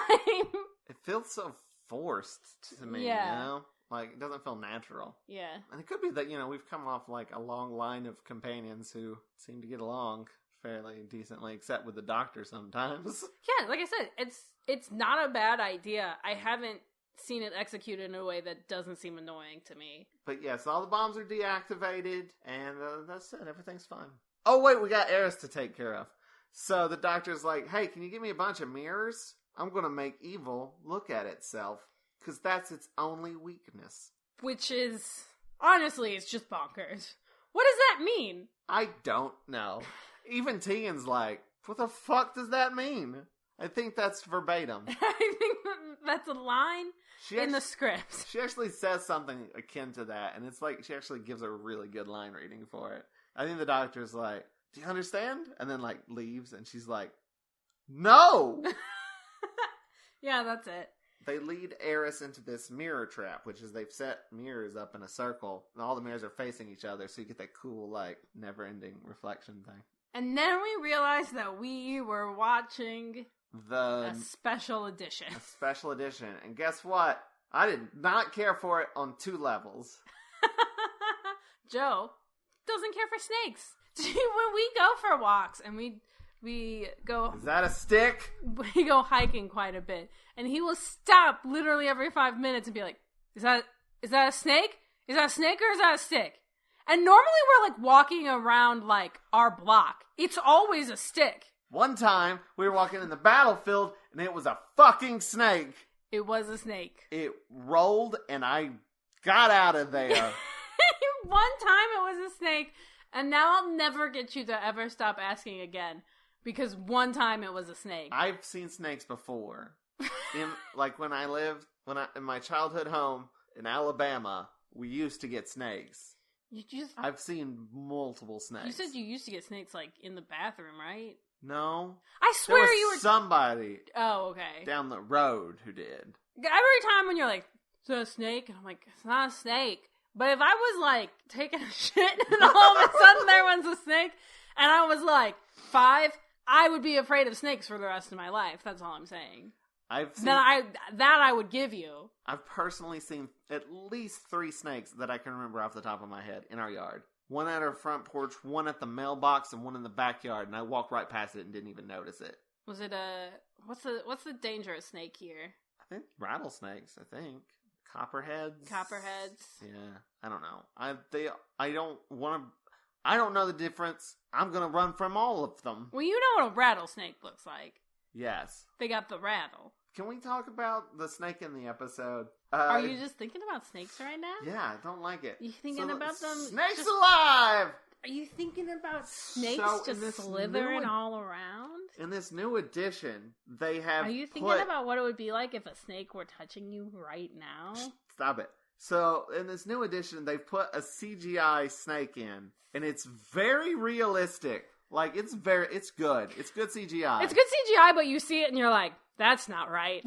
Right. But it legitimately terrified the shit out of me. And then they put, like, a blur effect on it at one point. And that's because that's what they did in the original one, to cover up the fact that it looked like shit. It did. Because Joe is who he is, he was like, I can't stand having seen, like, this new special effect. I want to see what it originally looked like. And honestly, it would have been a mistake not to. Yes. If I had never seen that snake puppet, my life would have been worse for it. It looks like something a kindergarten class would do as, like, a big group project. It's like reddish purple. Frankly, it's shaped like a friend. Yeah, it's adorable. That didn't scare me at all. So I didn't like the new one because A, no, and B, which I mean that's effective. I think that's what they were trying to go for originally. Even the writer was. I watched the documentary. The writer was like, if I'd known it was going to look like shit, I would have rewrote it so they didn't have to have a giant snake. If they just told me, hey, we can't do this, I'd have been like, cool, let's brainstorm. We don't have to have a giant fucking snake. We can have just a regular snake. So anyway, but like I don't like it because it looks too real, and also I don't like it because I want to see things the way they were originally done. You know? Yeah, that's part of the experience of going back and watching these old episodes. If I wanted to watch New Who, I would just do that. Right, and we don't want to do that right now. Well, we're out. Yeah. We've seen it all. Did you? So Chibnall dropped a short story today. Really? Yeah, and it's not bad. You sound so shocked. Maybe you should do prose more often. All right. It's actually been dropping a lot of stuff, and apparently more stuff is going to be dropping because of this whole... Because everyone's at home and bored. Yeah. So anyway, Snake comes out of the dude. Pops right out. Ew. Gets big. Eris gets out of the circle. Gets out of the mirror, and then they shake him back into nothingness. Into the void. The mirror. Not Eris. The snake. They send the snake back to the darkness from which it came, I guess. I don't know. I don't understand the logic behind this. I do kind of wish... Magic in the mirrors. You said that this serial is based on a lot of different... Like, there's very clearly some Christian creation mythology going on, and you said there's some... Giant snake. Buddhist ideology in it. I wish I was more familiar with those ideas. Yeah. Because I think I might have gotten more... Out of this episode. That's what I said. Let's become Buddhists. Okay. I mean, I personally understand all about Buddhism. I'm not going to explain it to you because you guys already know. But if you want to tell us, feel free to drop us a line and explain Buddhism to us just to make sure you guys have got it, right? Sure. Okay. I know a good deal of Christian mythology because I'm from the South. Like I know, for example, it was a serpent, not specifically a snake. What is the difference? And it's a fruit, wasn't specifically an apple. What is it? Is a serpent not specifically a snake? Is a serpent not just another word for a snake? I mean, I guess, but it had feet to begin with. What are you saying? Like, it's cursed to crawl. You said it's a serpent, not necessarily a snake. Like, serpent isn't just a synonym for snake. I don't know. Like, it could be a big sea serpent type of snake. I don't know. You I don't know what I'm saying. started Listen, this it's whole fucking thing very late. strong. You were like, I know so much about Christian mythology. For example, I've heard theories that it was a dinosaur. that Satan is a dinosaur. And that's what caused the dinosaurs to go extinct. They lost their legs and then just became snakes. I've heard that theory. First of all, stop saying the word theory. Like this is a scientific theory that somebody has posited. Who said this to you? I don't remember. Somebody. There's also theories that dinosaurs are mentioned in the Bible, in Job. Because there's these creatures that are described, and a lot of people translate, like, that's rhinos or hippos. Yeah. Or like, it's clearly a rhino, but it says it has a big fucking tail, and rhinos don't have big fucking tails. Is that what the Bible says? It says in the Bible. In the Bible, it's Job 3:14. Big fucking tail. Big fucking tail. It says, like a tree trunk. Tail like a tree trunk. Something like that. Anyways, a big tail, and like rhinos, they got those little dingly things. Also, there's no specified number of wise men. I'm just gonna do all the Bible myths right now. Adam and Eve probably didn't wear figs over their naughty bits. Also, the order of creation is different in two different places. Is it? I believe so. And like, there are theories that it used to be dinosaurs? Yes, people used to... No, there were people before Adam and Eve. And then, like, Adam and Eve were created separately later. That's why, like, when Adam and Eve leave, they have children and they can go to other people that are out there and not be incestuous. Why did God just make two special people? Okay, I can't. Are we done talking about Doctor Who? Handel and Sanders seem to be a lot better. And they're like, should we put us in the logs? And they're like, let's not do that. Because that's protocol. See, they're talking about how they're not going to be doing protocol anymore. Okay. They have like an adorable little scene together where they're, just two buds now. And then, Todd says it's not suitable for colonization. Though Sanders wants to stay, Todd, however, thinks it's all a bit too green for her. The doctor's like, well, I'm going to leave. And she's like, and that thing?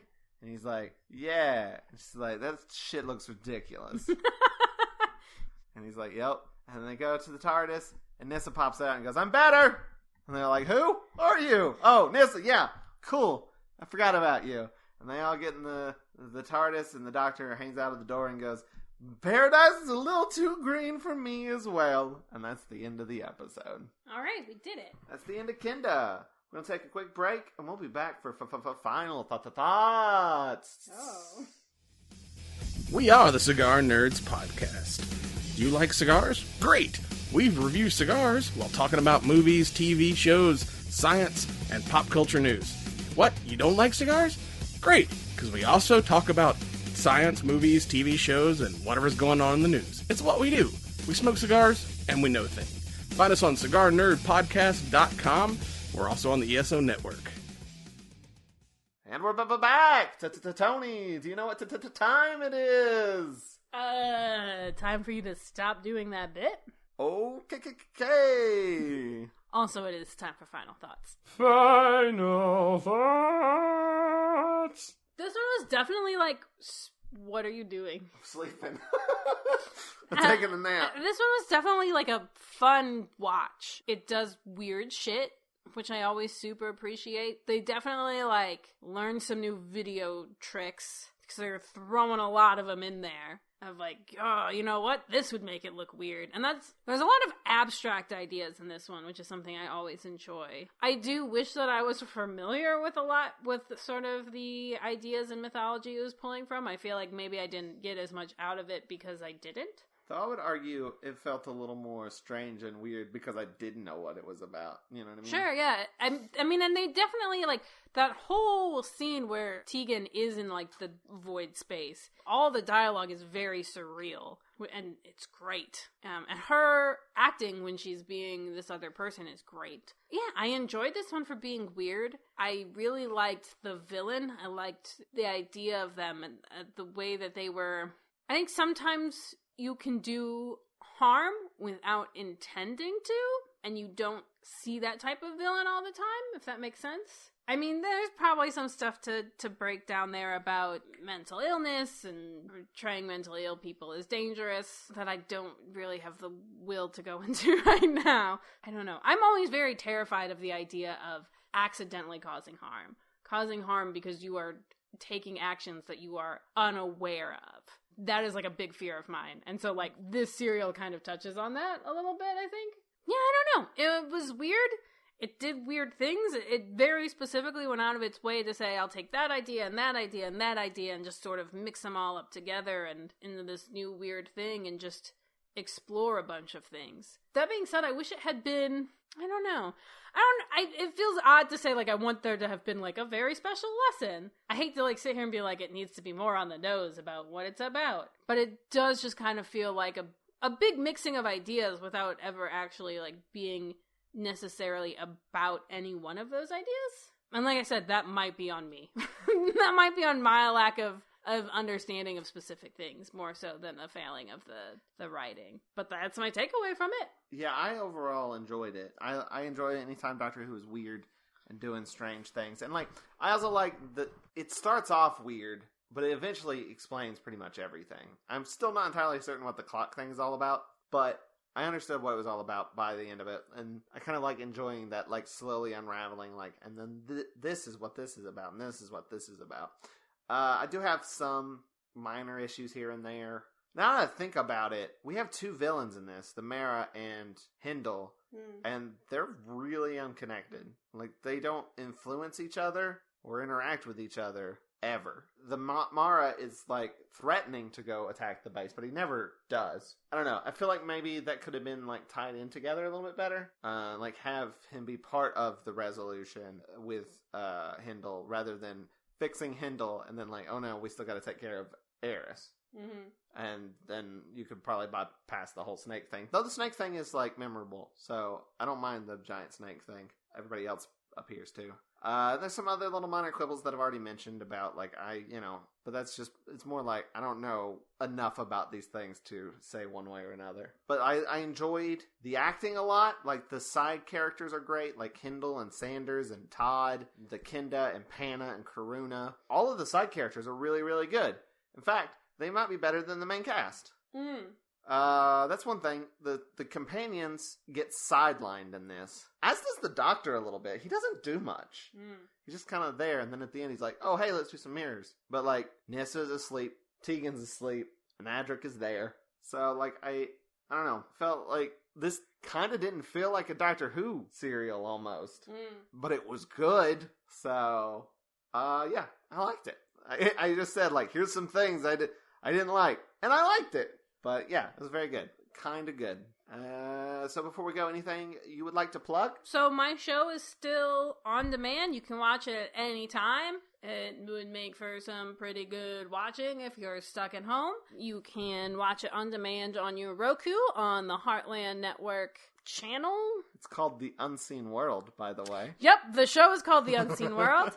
You can watch it on Roku. You can watch it on demand online at WatchHeartlandTV.com. WatchHeartlandTV.com. And I think also it is available on Amazon Fire Stick and Apple TV. I don't... Just look for Heartland Network. Look, I mean, it's in the process of getting, like, approved for all those different platforms, which means, like, last time I checked, they were like, it's gonna be soon. So it could be now.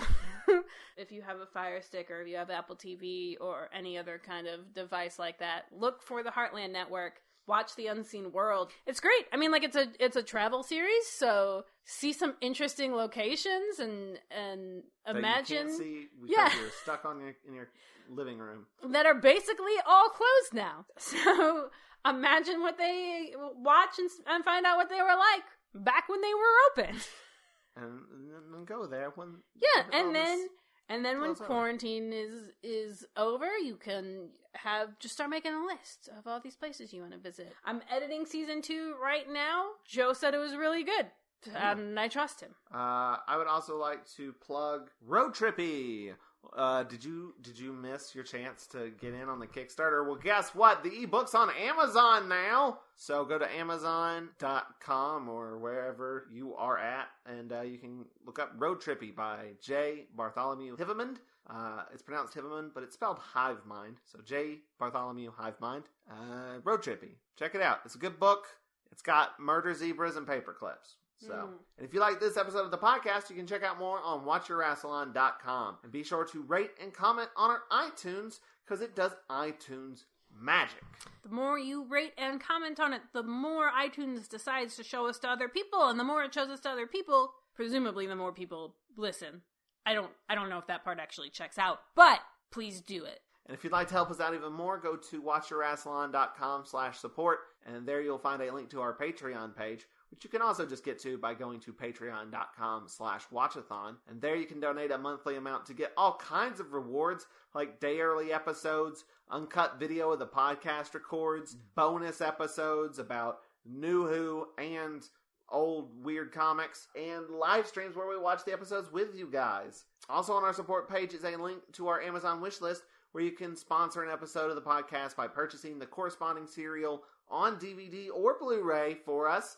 We'll mention you on the podcast and put your name on our Friends of Rassilon page. Speaking of, special thanks again to Matt Golden for sponsoring this episode. Hey, thanks, Matt. Golden! You can check them out at MatthewGolden.net. And I want to give a special shout out to Vincent E.L. for providing us with our theme song.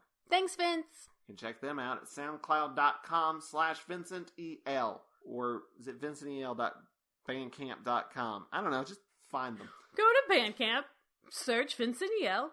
That's them. Or SoundCloud. Either one. Both. Tune in next time when we talk about The Visitation with returning guests Brian Snape and Mike Gordon. Ooh. Till next time, keep calm and wrestle on. Goodbye, and I love you in a platonic, parasocial way. Kinda. We did it. I'm leaving that in. Dreams are private. Now come on, Tegan, you must tell me. No! This has been a broadcast of the ESO Network. Be part of the crew and help support our shows by donating to our ESO Patreon or by shopping through Amazon.com or the TeePublic store, which can all be found at www.esonetwork.com. The ESO Network, your station for all things geek.